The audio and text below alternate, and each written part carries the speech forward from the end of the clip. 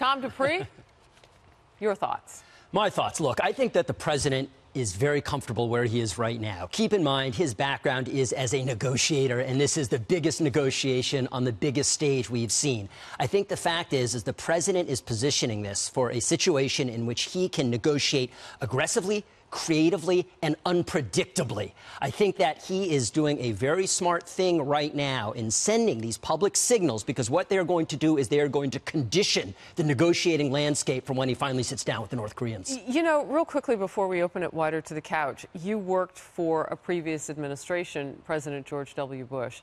And I'm curious to know what you think of where this president is taking the Republican Party, because you worked for an administration and you could see what that president did. Yes, there's no question that this is becoming President Trump's Republican Party. That's borne out just, I've talked to people, but you also see it in poll numbers and the like, the results of primaries, that the president is reshaping the Republican Party in his own image. I think the big question, and I say this as a Republican, is where we are going to be in a post-Trump world. Is this coalition that the president has brought together of people who have longtime Republicans, but also some blue-collar Democrats, is that going to stay stable and together, or are we going to see a schism in the Republican Party between the Trump faction and the never-Trumpers once the president has left office? That's the big question. So, Trish, the Democrats are handing some candy over to the Republicans right now. Certainly. Because their popularity, their edge, has slid by a lot of points in polling.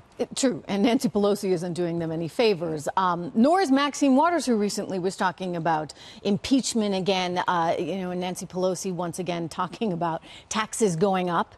And the truth is, for those blue-collar Democrats that he was able to bring in places like Pennsylvania, he's got a real shot at bringing them in consistently. Now, the challenge is going to be the Republican Party itself does not fully embrace this president.